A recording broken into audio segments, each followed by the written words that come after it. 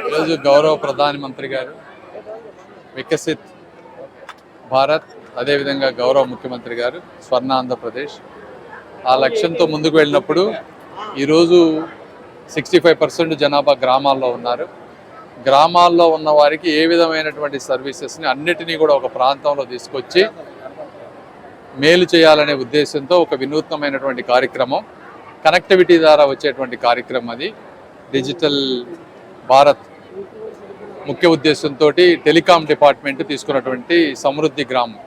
ఇందులో మీరు తీసుకుంటే ఒక టెలిహెల్త్ టెస్టులు 60 టెస్టులు తక్కువ ఖర్చుతో చేయటం, టెలిహెల్త్ని లింకేజ్ చేయటం, అదేవిధంగా rural women self help group ఉమెన్ని వాళ్ళ ఉత్పత్తులు మార్కెటింగ్తో లింకేజ్ చేసే విధంగా పోస్ట్ ఆఫీసులను పెట్టడం, సిటిజన్ సెంట్రిక్ సర్వీసెస్ అన్నింటినీ కూడా ఒకే గొడుగు కింద తీసుకురావటం, అదేవిధంగా జన ఔషధి మెడిసిన్స్ అన్నీ కూడా తక్కువ కాస్ట్లో ఆ ప్రాంతంలో పెట్టడం, యువతకు ఉపయోగపడేటువంటి స్కిల్ డెవలప్మెంట్ కోర్సెస్ అన్ని national institute of information technology దాంతో అనుసంధానం చేసి ఏఐ కోర్సెస్ అవన్నీ గ్రామాల్లో తీసుకురావటం, అదేవిధంగా హై స్పీడ్ ఇంటర్నెట్ సీసీ కెమెరాలతోటి అనుసంధానం చేసి సర్వీసెస్ని గ్రామాల్లో తీసుకురావటం, ఇలా అదేవిధంగా రైతులకి డ్రోన్ సర్వీసెస్ కానీ సాయిల్ టెస్టింగ్ కానీ ఇవన్నిటినీ ఒకే గొడుగు కింద తీసుకొచ్చి ప్రైవేటు పబ్లిక్ పార్ట్నర్షిప్ తోటి ముందుకు తీసుకువెళ్ళడమే సమృద్ధి గ్రామం ముఖ్య ఉద్దేశం.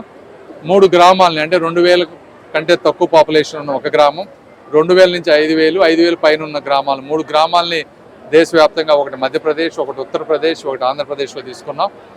ఇప్పటివరకు ఒక గ్రామం స్టార్ట్ అయింది, ఇది 2వది మనం ఈరోజు స్టార్ట్ చేసుకున్నాం. ఈ పైలట్ ప్రోగ్రామ్ ద్వారా ఇందులో ఉండేటువంటి సాధక బాధలు, ఏ పని చేస్తున్నాయి, ఏ పని చేయట్లేదు, ఏమి యాడ్ చేయాలి, కంటిన్యూస్గా ఫీడ్బ్యాక్ తీసుకొని దీనికి అయ్యేటువంటి ఖర్చు ఎక్కడైతే వాళ్ళకి డబ్బులు రాకపోతే గవర్నమెంట్ వైబిలిటీ గ్యాప్ ఇచ్చి నెక్స్ట్ 2 years స్టడీ చేసి దీన్ని దేశంలోని అన్ని గ్రామాలకు విస్తరించాలనేది ముందున్నటువంటి లక్ష్యం.